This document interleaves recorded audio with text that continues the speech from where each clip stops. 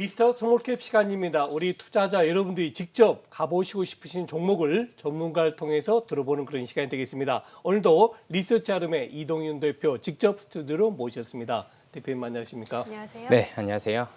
자, 과연 오늘은 어떤 종목이고 그 종목이 어떤 기업인지 소개해 주시죠. 네, 최근에 좀 시장이 좀 어려운 상황입니다. 일단 특정 섹터나 특정 종목의 쏠림 현상이 좀 심한 상황인데 지금 이 상황에서 종목을 말씀드리는 게 무슨 의미가 싶을까 할 정도입니다. 네. 근데 그렇지만 저희가 그럼에도 불구하고 실적이 좀 뒷받침되고 향후에 2022년까지 실적 전망을 봤을 때 좋은 기업들을 지속적으로 말씀드리고자 함이고요. 금일 말씀드릴 종목은 서플러스 글로벌이라는 업체입니다. 동사는 이 세계 1위의 반도체 중고 장비 판매 업체고요. 3,000개 이상의 파운드리 업체의 중고 장비를 납품하는 회사입니다. 업력은 한 16년 정도 된 회사고요. 16년간 누적으로 15,000개 정도의 장비를 공급하는 회사입니다. 일반적으로 삼성전자, 하이닉스, 마이크론 같은 이 종합 반도체 업체들이 기존의 장비를 활용하다가 이 미세화 공정 전환이나 신공정이 전환이 되게 되면 기존에 활용됐던 장비들이 활용 가치가 좀 떨어지게 됩니다. 그러면 이런 제품들을 매입해서 세컨티어 업체인 TSMC나 DBH텍 등 이 비메모리 위탁 생산 업체들한테 재판매를 진행하고요. 단순히 재판매를 진행하기보다는 추가적으로 동사는 수요처의 니즈에 맞게 장비를 좀 커스터마이징해서 재판매를 하는 이런 비즈니스도 있습니다. 추가적으로 동사의 재고를 가지고 장비를 임대하는 사업도 하고 있는 상황입니다. 네, 그렇군요. 오늘 시장이 좀 하락세가 두드러져서 그런지 대표님도 오늘 좀 기운이 많이 없으신 것 같은데 자, 그래도 가지고 오신 서플러스 글로벌 함께 보도록 할게요. 아닌 게 아니라 서플러스 글로벌도 최근에 주가 하락세가 좀 굉장히 두드러지고 있습니다. 가지고 오신 이유 그리고 최근 주가가 이렇게 좀 많이 빠진 이유가 어디에 있을까요? 먼저 네. 두 가지 요인을 들 수 있겠는데요. 동사가 속한 업종 자체가 이제 반도체 업종이기 때문에 최근 디램 가격이 하락하면서 반도체 업황에 대한 우려감이 지속되면서 삼성전자가 고점 대비 한 20% 정도 빠졌고 그쵸. 하이닉스도 한 30% 정도 빠졌습니다. 네. 동사도 고점 대비 기준으로는 40% 정도 주가가 빠졌는데요. 사실 동사는 디램 시황하고는 사실은 무관합니다. 동사가 주로 하는 거는 비메모리 반도체 중고 장비를 주력으로 하기 때문에 현재 이 파운드리 업황은 굉장히 호황을 보이고 있는 상황이기 때문에 이런 섹터에 동반 하락하는 이러한 지금 국면은 주가 수준은 좀 과도하다는 판단이고요. 두 번째는 영업이익률이 좀 빠졌습니다. 1분기 400억 정도 매출액이었는데 2분기는 한 600억 정도 매출을 보였는데 매출은 많이 올라왔는데 영업이익률이 19%에서 10%로 빠졌거든요. 이게 빠진 이유가 업황이 좋으면서 상품 매출 비중이 늘었습니다. 일반적으로 상품 매출이라고 하면 중고 장비를 가져다가 그냥 단순 재판매하면 마진율이 낮거든요. 그게 2분기 때 겹치면서 마진율이 좀 빠진 상황이고요. 그렇기 때문에 2분기 때 이후에는 이런 상황들이 좀 해소될 걸로 기대가 되는 상황입니다. 네. 근데 방금 대표님 말씀을 그대로 옮기자면 마진이 낮은 게 증가됐다. 이건 별로 좀 안 좋은 신호 아닌가요? 네, 그거는 최근에 어떤 상황이었냐면 최근에 차량용 반도체 쇼티지 이슈가 계속적으로 부각이 됐는데 그러면서 이 중고 장비에 대한 니즈가 수요가 굉장히 급하게 올라왔습니다. 네. 동사는 일정 부분 재고를 갖고 있는 상황에서 이 재고 이상의 수요가 들어오다 보니까 마진율이 좀 안 좋았던 상황이고요. 중장기적으로 이 지금 8인치 웨이퍼 장비 같은 경우에 이 중고 장비 같은 경우에 연간 수요가 2,000대에서 3,000대 정도 수준입니다. 근데 매년 나오는 이 중고 장비는 한 500대 수준으로 수요 초과 상태고요.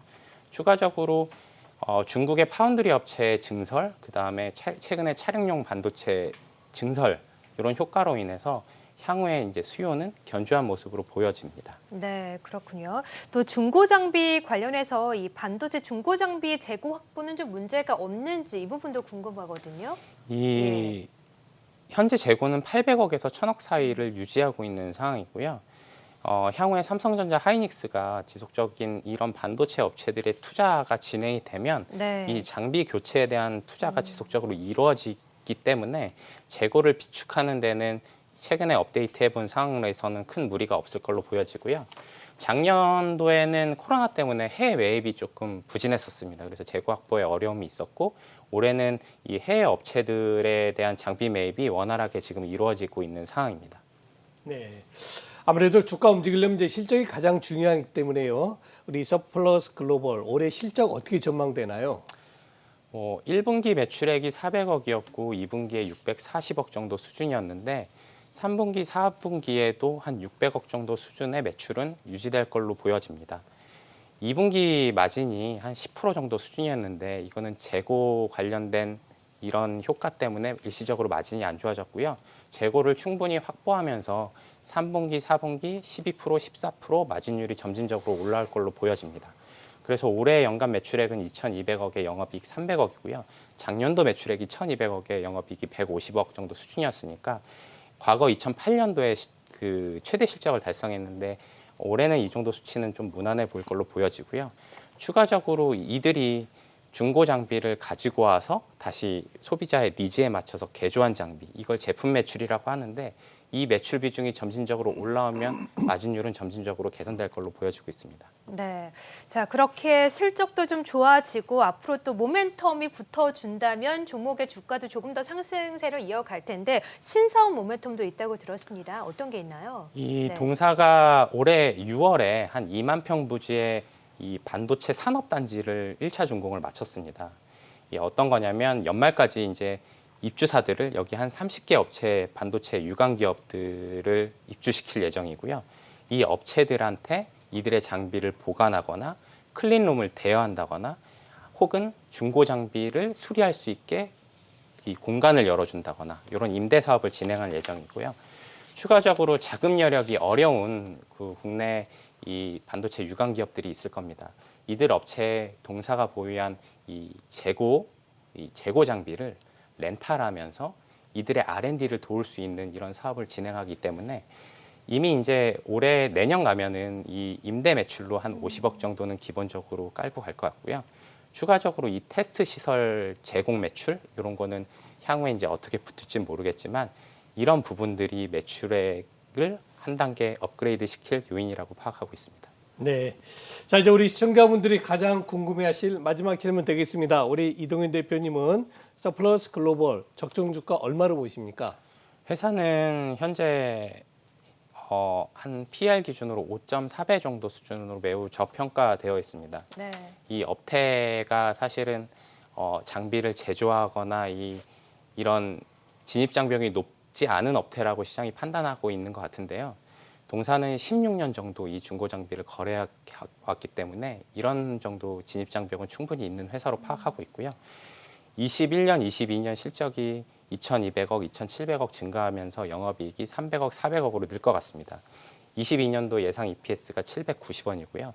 여기에 비메모리 여팡 호조를 감안했을 때 한 10배 정도 수준을 적용한다면 목표 적정 주가는 한 7,900원 정도 제시드리겠습니다. 네, 알겠습니다. 서플러스 글로벌 그동안 주가 하락이 좀 크게 나왔었는데 이제는 좀 모멘텀을 타고 올라갔으면 좋겠네요. 자, 지금까지 리서치 RM의 이동현 대표와 함께했습니다. 고맙습니다. 네, 감사합니다.